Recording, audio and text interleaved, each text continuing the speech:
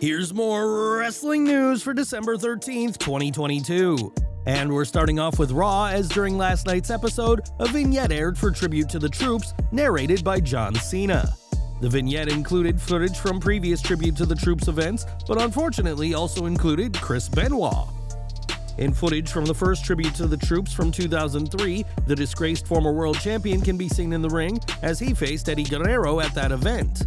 While Benoit was only on Raw for a second or two, fans immediately spotted him and reacted on Twitter as they weren't expecting to see him, of all people, on WWE TV. Since 2007, WWE has done all they can to distance themselves from Benoit, and after this week, we imagine the promotion will be more careful when they show footage from the past. Raw also saw an appearance by Asuka, who was a much different person to the wrestler fans have seen for years. Ditching her traditional face paint, the more serious Asuka held her own against Rhea Ripley, but a distraction by Dominic Mysterio ultimately cost the Japanese superstar the match. Asuka did at least get to spray Dominic with a new blue mist, leading the young Mysterio to cry out to Ripley, "Mommy, it burns!"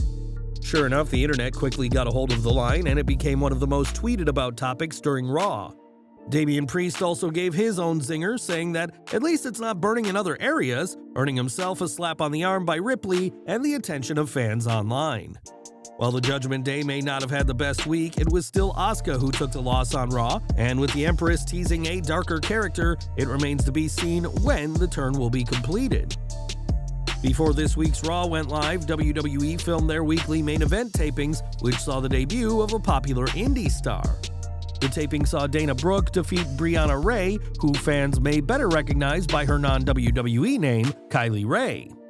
Ray had been a part of WWE tryouts last week alongside the likes of Casey Navarro, Dutch, and Vincent, and Fightful Select reports that the tryouts were specifically for veteran indie talents. It's unknown if Ray has signed a full-time WWE contract or if her WWE main event appearance was just part of her tryout, but after working in AEW, Impact, the NWA, and New Japan, WWE may be the next home for Kylie Ray. More from Raw now, as Bobby Lashley was on last night's show, and it is, at least supposedly, the last time you'll ever see him on Raw.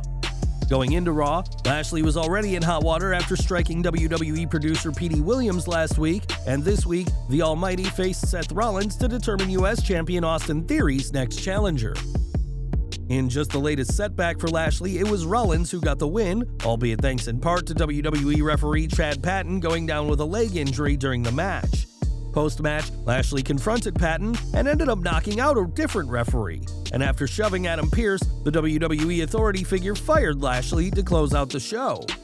This was a fantastic cliffhanger for next week's episode of Raw, but any fans of the former WWE champion can rest easy, as this is most certainly a kayfabe termination. It was only a few weeks ago that Lashley was a fighting US champion and a babyface, but ever since he was beat down by Brock Lesnar on the October 11th Raw, which ultimately cost Lashley the US title, things haven't been going his way. Channeling his pent-up rage, Lashley has demolished everyone from Seth Rollins to Austin Theory to Mustafa Ali, and while this has resulted in him being fired, expect the Almighty to be back when the time is right. So why was Lashley fired, and what exactly is all this leading to?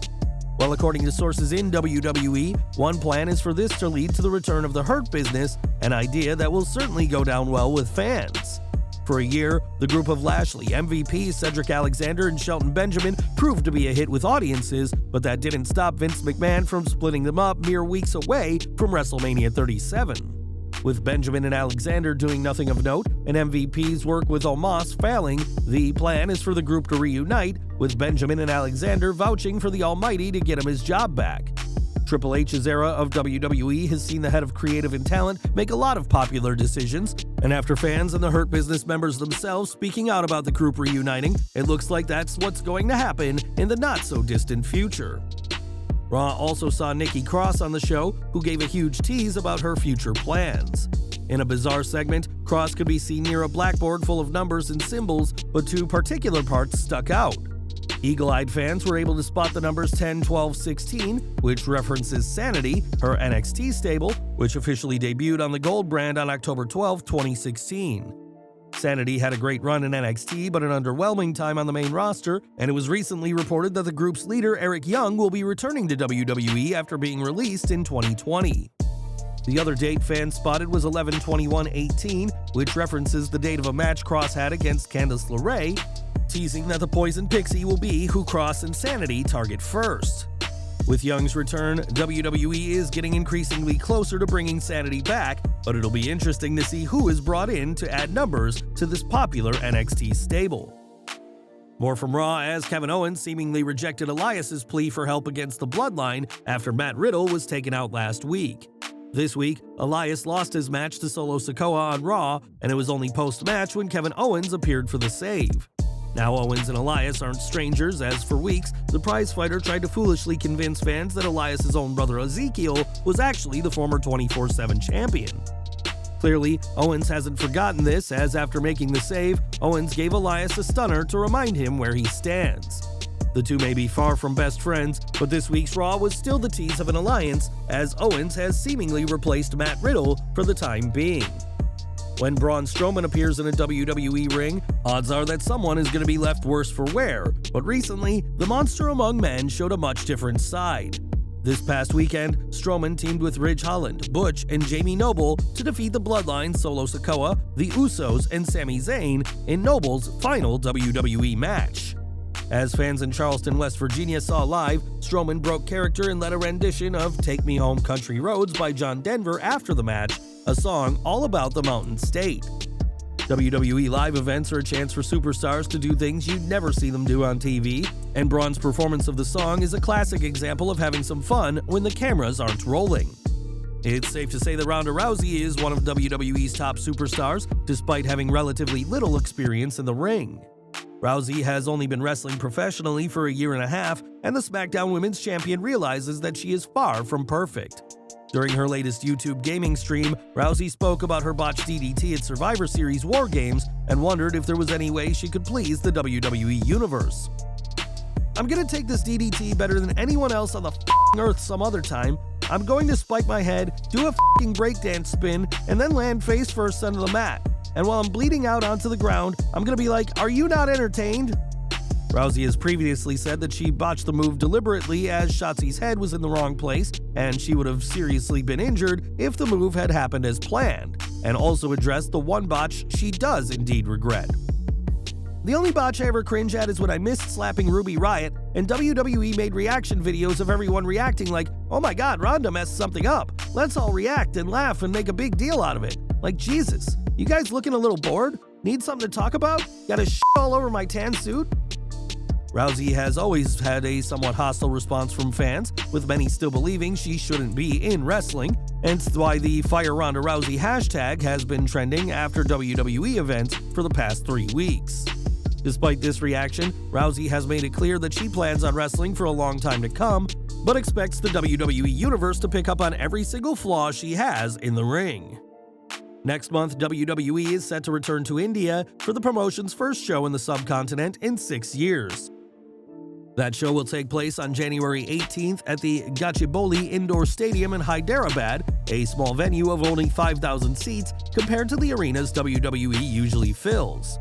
When Ringside News asked about the choice of venue, a WWE source explained that the purpose of the show is not to make money in ticket sales, but instead, it is a lot to do with television. WWE will have no problem selling out the venue, given how popular WWE is in India and how long it has been since the last WWE show in the nation. The company is counting on the show being so good that it convinces local TV distributors to give them a great deal, and WWE isn't holding back on this plan. Roman Reigns and Drew McIntyre are just 2 names expected for the event, despite both men being currently injured, and time will tell if WWE's strategy pays off next month. Over to AEW, as Sting has been wrestling for the company for a couple of years now, but hasn't been in the ring in some time.